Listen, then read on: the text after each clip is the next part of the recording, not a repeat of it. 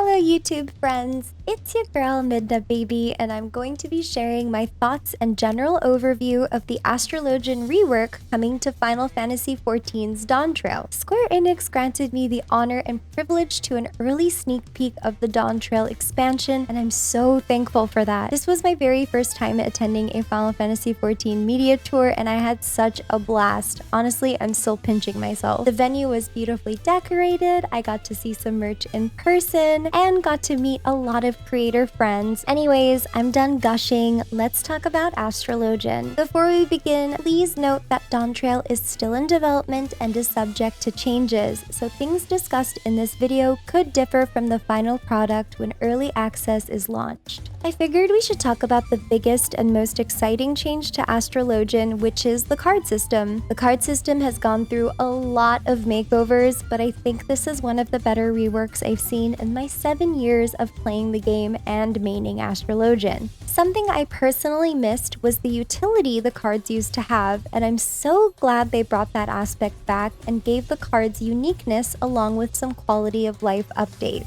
Let's start with what skills have been entirely removed from the card system. Redraw, Undraw, Seals, and Astrodyne are no more. I'm actually really glad they got rid of Undraw finally, because when would you ever not use a card? That skill wasn't even on my hotbar, or anyone's hotbar for that matter. Unless... Anyways, Draw has now been transformed to Umbral and Astral Draw, which is introduced at level 30. If you're familiar with Sleeve Draw, which I totally missed by the way, Astral and Umbral Draw work in a similar fashion. Both draws will pull a specific set of cards, plus restore 5% of your MP. RNG has been completely removed from the card system, so you will always draw the same cards according to each draw type. Astral and Umbral draws will also alternate each time you use the skill, so they share the same button and 60-second cooldown. When performing an Astral draw, you will always draw the Balance card, the Arrow card, and the Spire card. Each card also has its very own play button, which is listed as Play 1, Play 2, and Play 3. This felt a little overwhelming at first, but I quickly fell in love with how efficient playing the cards are now compared to before. Okay, let's talk about what the cards do now, because it's not just damage buffs anymore, thank goodness. The Balance card is the same damage buff with a 6% boost to melee or tank jobs and 3% to ranged or healer jobs.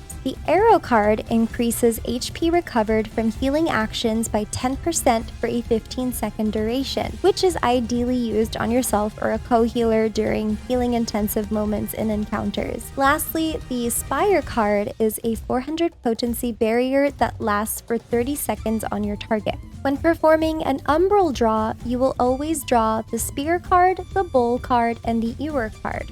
The Spear card is a reverse balance card, meaning it's a 6% damage buff for ranged or healer jobs and 3% for melee or tank jobs. The Bowl card reduces damage taken on your target by 10% for a 15-second duration, and the Ewer card gives your target a 200 potency healing regen for a 15-second duration. Another important note is that these cards actually stack, so applying a second or even all 3 cards from a set to one target will not overwrite the previous card you gave. I absolutely love this new change, as it can be very useful to stack defensive cards for a tank buster, or if someone needs extra love during an encounter. At level 70, Astral and Umbral draws will also pull either a Lord of Crowns or Lady of Crowns. There is no RNG tied to this either, so Astral will always pull the Lord of Crowns, which is a 400 potency AoE attack card, and Umbral draw will always pull the Lady of Crowns, which is a 400 potency AoE healing card.